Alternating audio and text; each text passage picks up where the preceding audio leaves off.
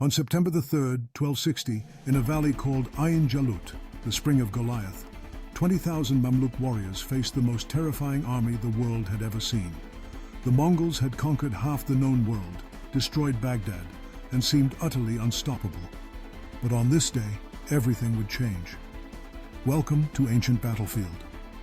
Today we're exploring one of history's most crucial battles, the fight that finally stopped the Mongol juggernaut and saved the Islamic world from complete annihilation.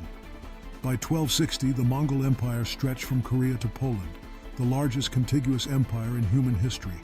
Under Hulagu Khan, grandson of Genghis Khan, they had just conquered Baghdad, slaughtered its population, and destroyed the Abbasid Caliphate that had ruled for 5 centuries. Damascus had fallen without a fight. The Mongols seemed divinely blessed with victory. But standing in their path was Egypt, ruled by the Mamluk Sultanate, an empire built on slave soldiers who had risen to become the most elite warriors in the world. These Mamluks were taken as children, trained from boyhood in warfare, and forged into a military aristocracy that knew no fear. Sultan Qutuz of Egypt faced an impossible decision. The Mongol envoys had arrived in Cairo with a terrifying ultimatum: submit or be destroyed like Baghdad.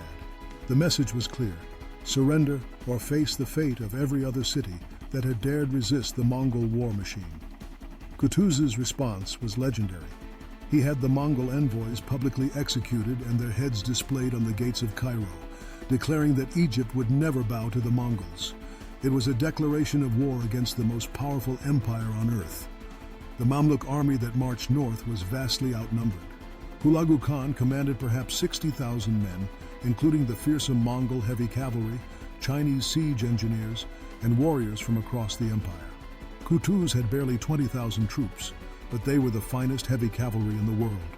The Mamluks had several crucial advantages that made this desperate gamble possible. First, many of Hulagu's best troops had been recalled to Mongolia for a succession crisis, leaving him with a weakened force. Second, the Mamluks knew the terrain intimately. They had chosen the battlefield at Ain Jalut in the Jezreel Valley of modern-day Israel. The battle began with a brilliant deception. Qutuz sent forward a small vanguard under his general Baibars, a man who would later become one of the greatest military commanders in Islamic history. This force engaged the Mongol advance guard and then executed a feigned retreat, one of the Mongols' own favorite tactics. The Mongols, confident in their superiority, pursued what they believed was a fleeing enemy. But Baibars was leading them into a carefully prepared trap. As the Mongol cavalry thundered into the valley, they found themselves surrounded by the main Mamluk army hidden in the hills. The fighting was absolutely brutal. The Mongols, realizing they had been outmaneuvered, fought with the desperation of trapped wolves. Their composite bows rained arrows on the Mamluk heavy cavalry, while the Mamluks crashed into their lines with devastating charges.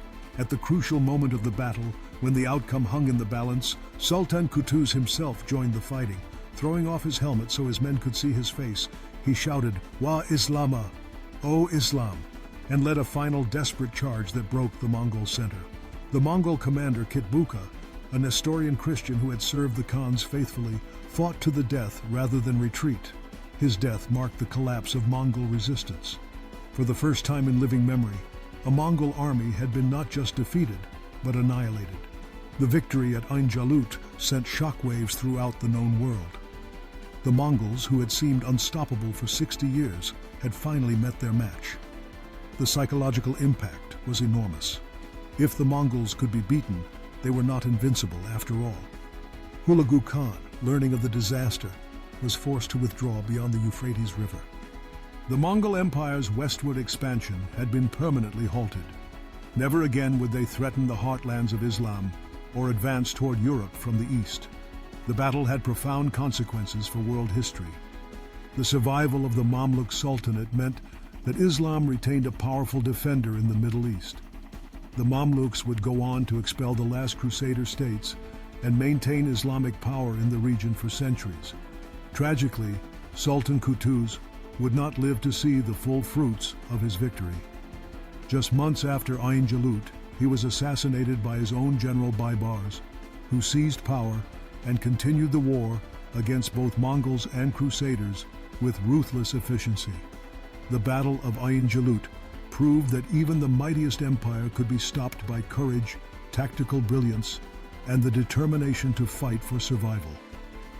It remains one of history's greatest examples of a smaller force defeating a seemingly invincible enemy through superior strategy and unbreakable will. This single day in 1260 changed the course of world history, ensuring that the Mongol Empire would never rule the entire civilized world. The spring of Goliath had indeed seen a giant fall,